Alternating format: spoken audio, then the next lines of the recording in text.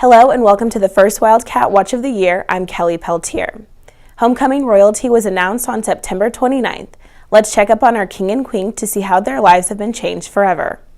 I'm the king of Baker! I'm the king of the world! Being named homecoming royalty is a title many students dream of, but for the most recent winner of Baker University's homecoming king and queen, it became a reality. Fun, like when you're walking out there and they call your name, like people cheers, it kind of makes you feel good. Their winning names came as a shock to both candidates, but for different reasons. I was actually a little bit salty because he kept calling me Leela. When he called my name, he really didn't call my name. So that was an issue. I was like, who's Leela? Oh, that's me. Even with the name slip-up, Hao Tao is extremely thankful for winning and says her life has been changed forever. People carry my backpack when I go to school. Everybody walks me to class. They're like, oh, there's the homecoming queen. Let me walk her to class and open the door for her. So I really just try to humble myself. But I mean, if somebody wants to carry my backpack, of course I'm not going to stop them. Gloss agrees that people started doing things for him after winning the title of king. Yeah, like was out here at the JV game the other day, and someone was like, no, you don't have to go get that foul ball, you're the king. I was like, yeah, you go get it. But when thinking of their many accomplishments while at Baker University, both agree this by far outweighs all the others. This is the biggest accomplishment I've achieved. I think this is really going to be the wow factor on my resume. If you want some advice to win homecoming royalty next year, You need to stop at the grind and the late night grill often, like I do, and that's really how I enlisted my votes. with all jokes aside, both candidates are happy to have won homecoming. I feel like in the last week I've said thank you a lot. If you see your Baker University king or queen walking around campus, make sure to stop what you're doing and take a picture with them, or just tell them congratulations. Reporting for the Wildcat Watch, I'm Ashley Pippin.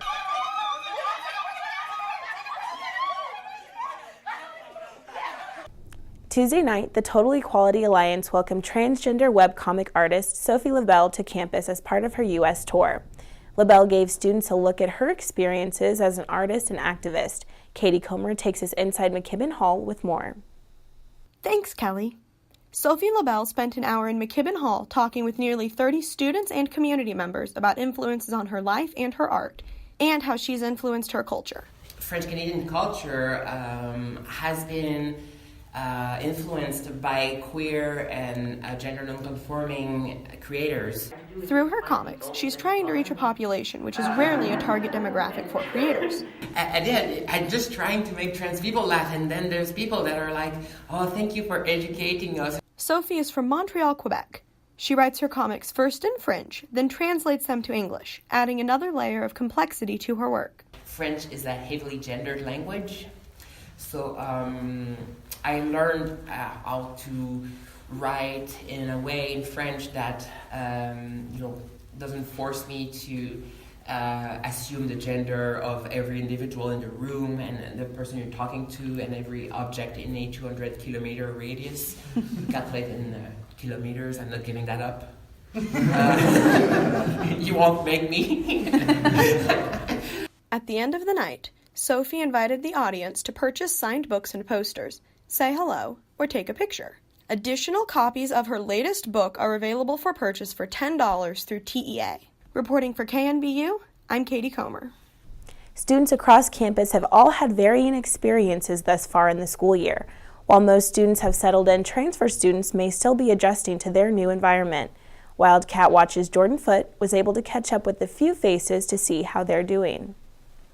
As students arrive back at school following the conclusion of fall break, everyone seems to be experiencing something different thus far in the school year. Whether it's athletics, clubs, Greek life commitments, or jobs outside of school, the typical Baker University student has a lot on their plate at this point in the semester. While returning students are going through the motions and have done this all before, transfers may still be settling in and adapting to their new environment. I was able to catch up with two new faces on the Baldwin City campus and ask how they're adjusting, starting with junior David Kelly. David is coming in from Barton Community College in Great Bend, Kansas. At junior college, it's like they're spoon-feeding you, man, and here it's like you're on your own, so it's a lot rougher, but you just gotta adjust. Not only is the academic environment for many transfers something they're not used to, but Baker's rigorous curriculum demands the best out of each and every student, each and every day. Athletics take up a large portion of the college student's daily schedule. Transferring in from Iowa Western University in their wrestling program, junior Emmanuel Brown is tasked with maintaining good grades on top of getting comfortable quick with his new team here at Baker University. Iowa Western was a lot more, strict on sports. It was more directed towards sports. At Baker, it's more family oriented, and there's a lot more support here than I think is at Iowa Western. With winter break approaching, time's flying by as these new Wildcats find their groove. Reporting from Baker University for KNBU News, Jordan Foote. The new Anorak chairs around campus are hard to miss, but many students aren't aware of their story. This week I found out exactly where they came from. Students seeking a relaxing sanctuary on campus now have 6 new spots for just that. This summer, members of the Facility and Grounds Department crew, David Galvin and Jay Von Bargen, decided that this was something Baker's campus needed. So they decided to build Adirondack chairs, Baker Orange of course, to disperse across campus. 4 of the chairs sit in front of Collins Library, while the other 2 are located in front of the chapel. The chairs are the perfect spot for students to lounge in between classes and when they just need a break. Next time you're on campus, look for the chairs and sit back, relax, and enjoy the view. Reporting for the Wildcat Watch, I'm Kelly Peltier. The 60th Annual Maple Leaf Festival kicks off on Saturday, October 20th through Sunday the 21st. Saturday, the day starts with the 5K run at 8, followed by the parade at 11. Sunday, the Arts and Crafts booth open from 9 a.m. to 5 p.m. The carnival and food vendors will be open both days. We hope to see you there. You might notice some changes next time you're in downtown Baldwin City, as the Lumberyard Art Center is undergoing renovations. Reporter Dara Underwood has more. On the corner of High and 8th Street is the Lumberyard Arts Center. This center used to be used for members of the community to pick up lumber, but now it is used for many other activities. The Lumberyard Arts Center is a community arts center. We really focus on community and art, so we want to be real welcoming to everyone at the same time, providing all kinds of art opportunities to folks in our communities.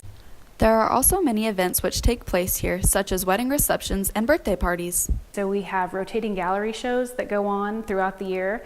We offer classes for adults and children. We have all kinds of activities and events that go on throughout the year.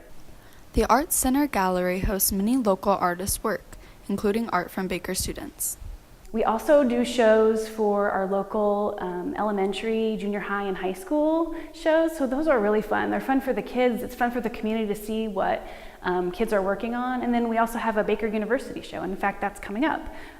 It's coming up in November. Though the lumberyard has had a lot of work done, there are still more renovations to look forward to. What you see here is essentially the second half, the back half of our building. This is what the front half used to look like.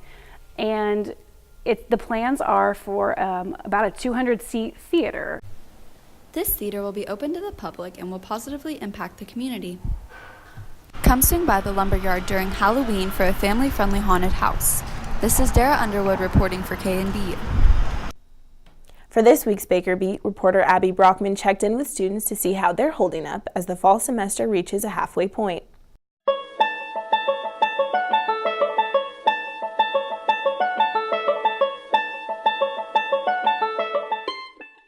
Hey guys, Abby Brockman here. I'm out on campus today trying to see how students are doing about halfway through the semester. So we're about halfway through the semester. How do you guys feel? Great. Class is going well.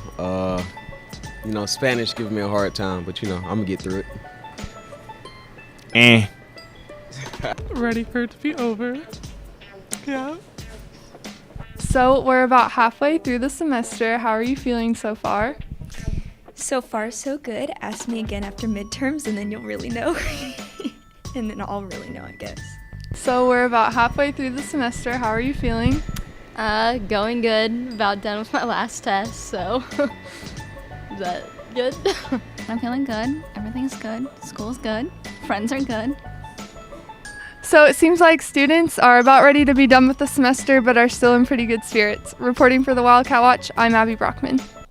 That's all for this week, and thanks for tuning in. Until next time, I'm Kelly Peltier.